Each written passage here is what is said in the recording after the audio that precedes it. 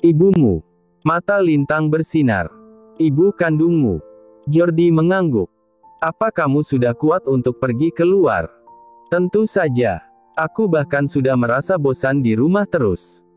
Aku ingin sekali berjalan-jalan, sahut Lintang. Baiklah.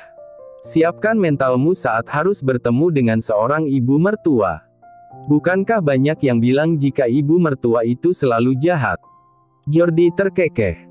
Lintang ikut tertawa dan mencubit pinggang kekasihnya. Aku yakin dia akan sebaik anaknya. Tangan Lintang terangkat dan memainkan rambut Jordi yang selalu rapi. Ehim.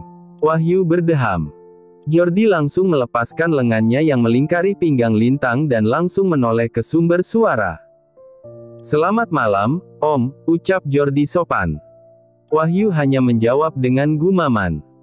Saya mau minta izin, besok mau mengajak Lintang menemui ibu saya, lanjut Jordi dan menunggu jawaban Wahyu. Lelaki sepuh itu mengangguk-anggukan kepalanya.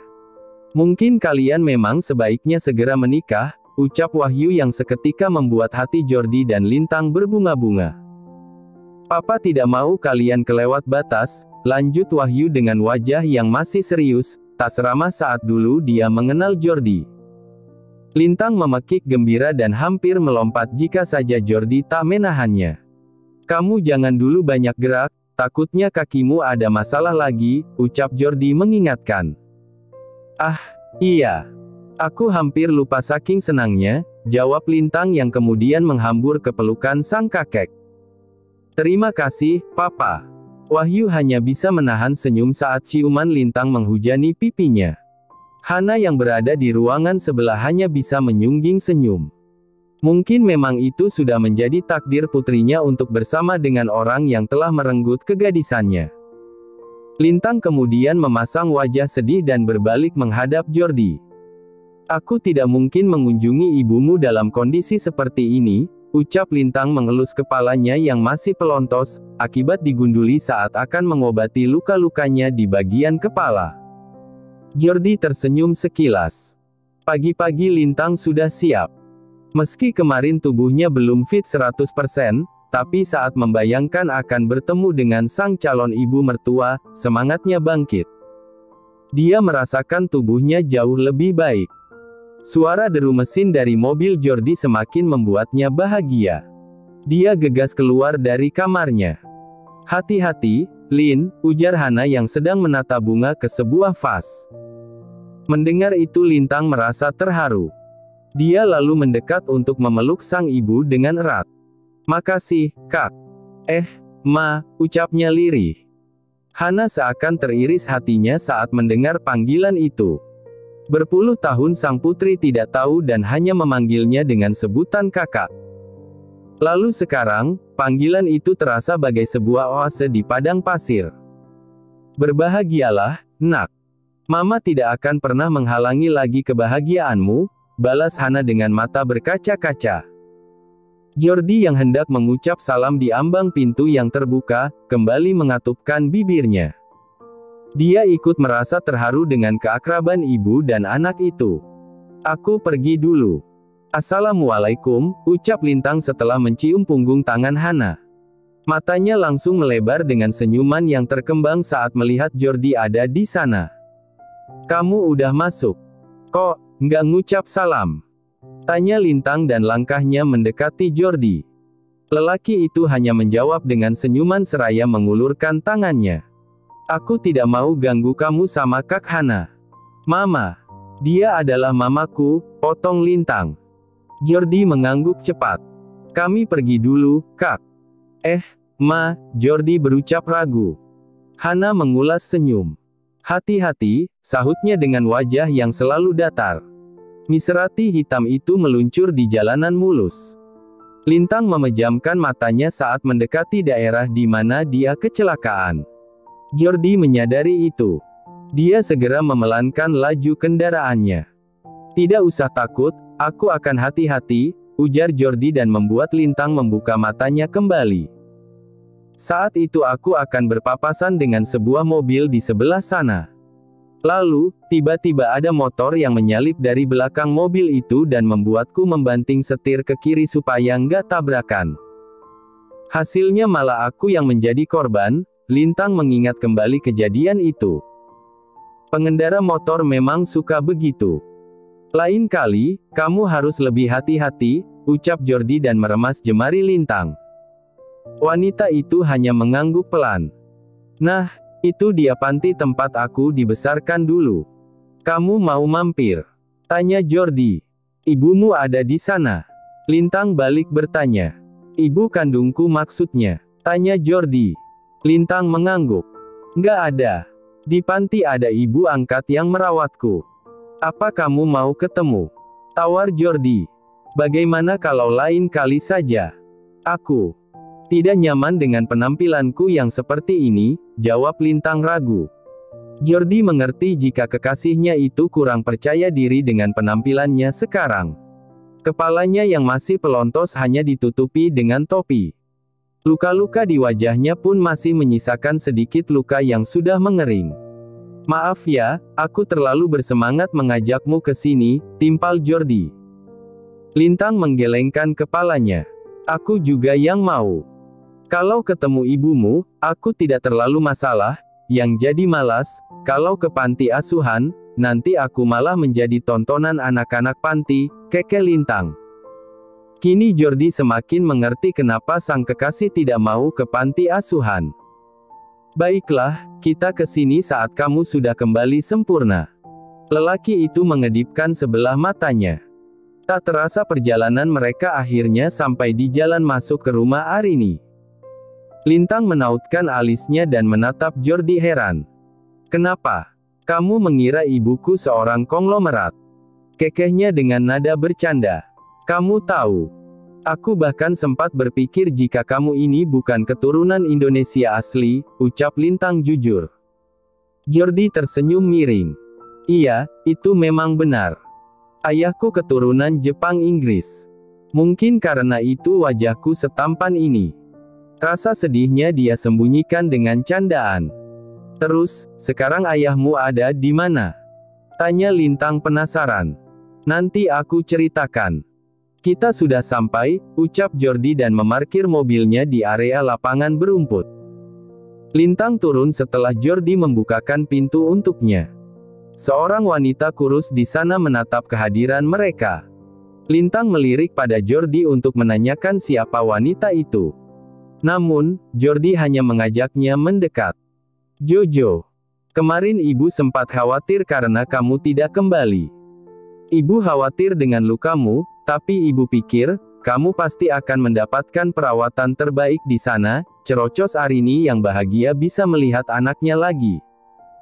Maaf, ibu, aku kemarin tidak sempat memberi kabar.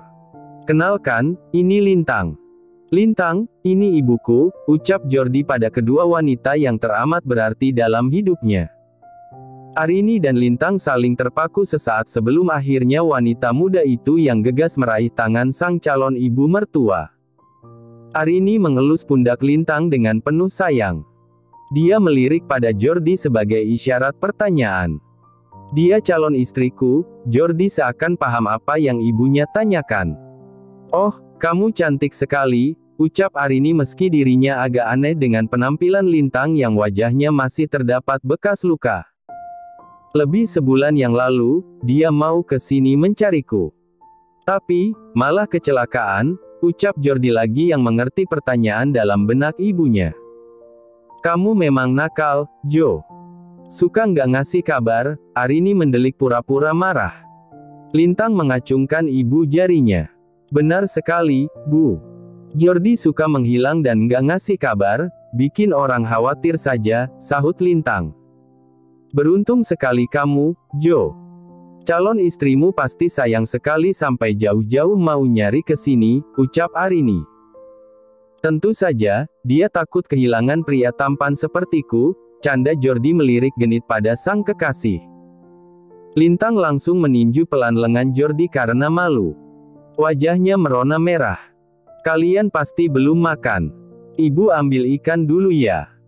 Kita makan bersama, tawar Arini dengan wajah bahagia kedatangan calon menantunya. Lintang memindai sekeliling. Dia tak menyangka jika calon mertuanya itu tinggal di rumah kecil di tengah-tengah kebun. Jordi mengajak Lintang untuk melihat bagaimana sang ibu turun ke kolam dan memakai jaring untuk menangkap ikan. Lintang benar-benar takjub melihat wanita super itu. "Ibumu hebat. Kamu kenapa nggak bantu turun?" Lintang mendorong Jordi agar ikut turun ke kolam. Jordi berteriak kaget saat badannya kecebur ke dalam air berwarna kecoklatan itu. "Kamu jahil, ya?" teriaknya dari kolam. Lintang hanya tertawa. Karena sudah kadung kecebur, Jordi akhirnya membantu Arini menangkap ikan. Wanita kurus itu hanya tertawa sambil menggelengkan kepalanya melihat kelakuan Lintang dan putranya. Setengah ember ikan mujair sudah didapat. Arini kemudian naik, begitu juga Jordi. "Bantu aku naik." Jordi mengulurkan tangannya pada Lintang. Wanita itu meraih tangan Jordi untuk membantunya. Akan tetapi sedetik kemudian terdengar teriakan kaget dari mulut Lintang yang ikut kecebur ke dalam kolam. "Satu sama, ya," ucap Jordi dengan tawa. Akhirnya mereka harus mandi, sementara Arini menyiapkan makanan. "Kamu ini kacau. Aku, kan nggak bawa baju ganti," rutuk Lintang yang kesal. "Tenang, masih ada satu kemejaku yang bisa kamu pinjam," ucap Jordi yang baru kembali dari mobilnya mengambil baju ganti. Lintang menggigil dengan tubuh yang tercetak jelas di balik kaos berwarna putih yang basah. "Kamu mandi duluan sana," titah Jordi. Lintang tampak ragu melirik ke arah bilik di atas kolam. "Apa aku harus mandi di sana?" tanyanya. "Iyalah," jawab Jordi dengan seringaian. "Awas kalau kamu ngintip," ancam Lintang. Dia tampak ragu untuk beranjak. "Aku udah pernah lihat, jadi tidak usah malu-malu," goda Jordi dan sontak Lintang melotot. "Aku hanya bercanda. Cepatlah mandi.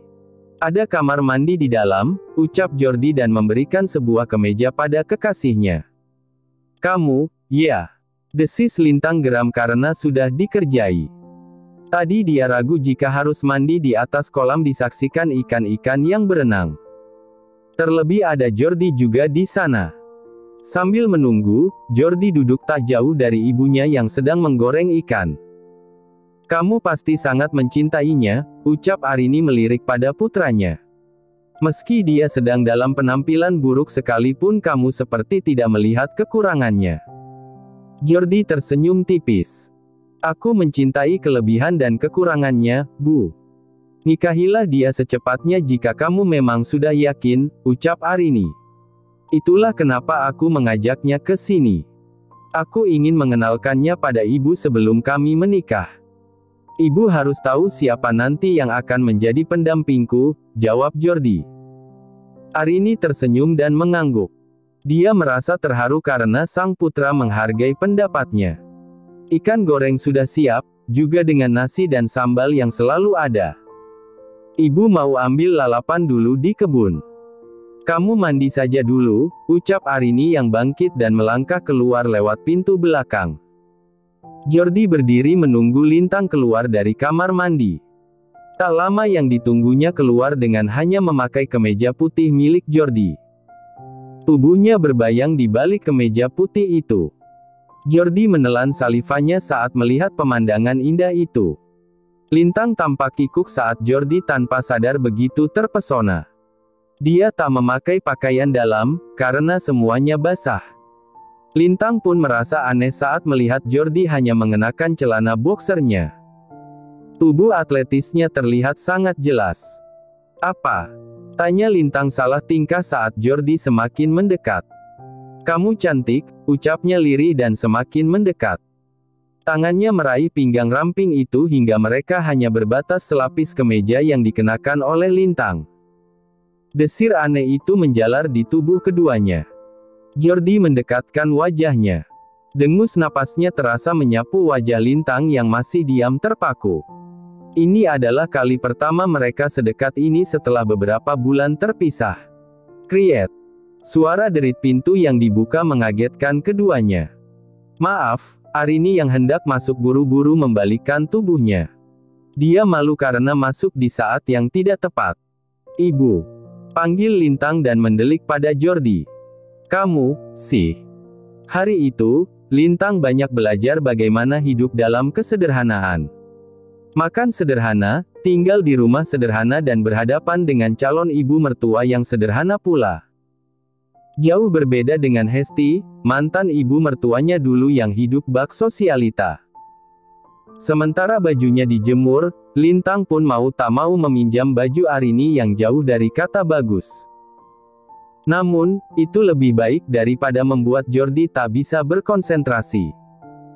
Apa ibu mau jika aku mengajak pindah dari sini? Tanya Jordi. Arini yang sedang menyuap, sontak mengangkat wajahnya.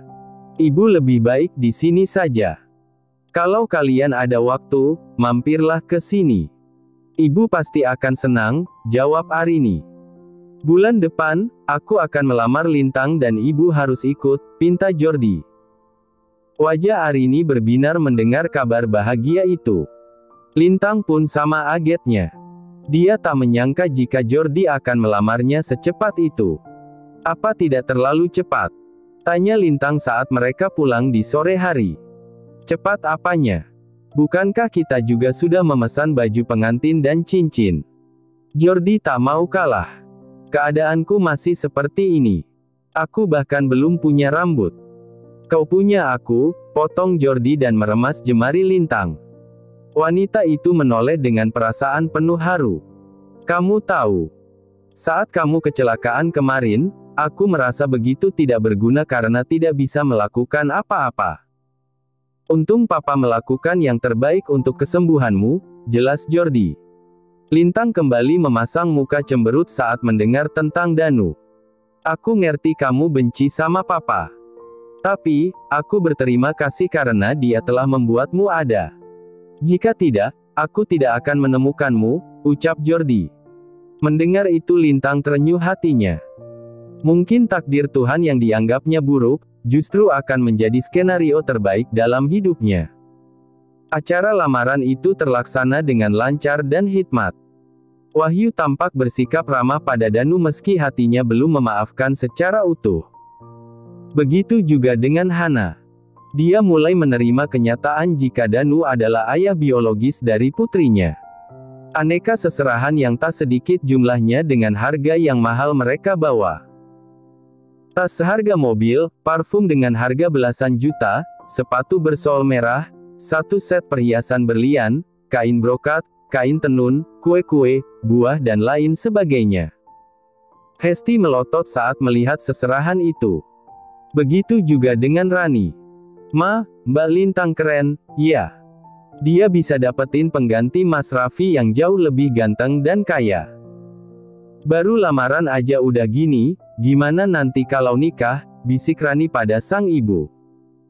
Lintang memang sengaja mengundang keluarga mantan suaminya itu untuk sekadar menghargai. Dan ternyata, Hesti mau datang karena merasa penasaran dengan calon suami mantan menantunya itu.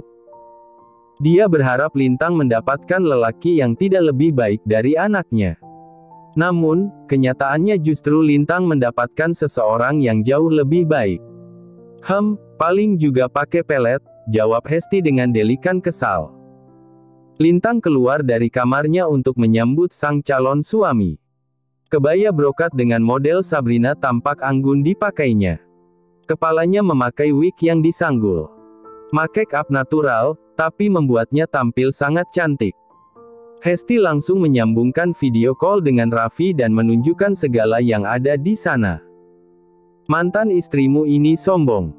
Lihat, acara lamaran aja kayak acara hajatan kawinan, ucapnya berbisik. Rani menyenggol lengan sang ibu karena takut terdengar orang lain. Lakiknya itu owner perusahaan di mana dia sama aku kerja dulu, Ma. Pantas kalau ngadain hajatan gede-gedean, Raffi menjawab dengan berbisik juga. Hilih, pantesan. Ternyata dia itu cewek matre, cibir Hesti sambil menyomot makanan yang ada di sebelahnya lalu mengunyahnya dengan rakus. Terima kasih sudah menonton, guys. Jangan lupa klik like jika kalian menikmati cerita ini, subscribe untuk update konten seru lainnya, dan tinggalkan komentar di bawah tentang apa yang kalian pikirkan atau cerita apa yang ingin kalian dengar selanjutnya. Dukungan kalian sangat berarti. Sampai jumpa di video berikutnya.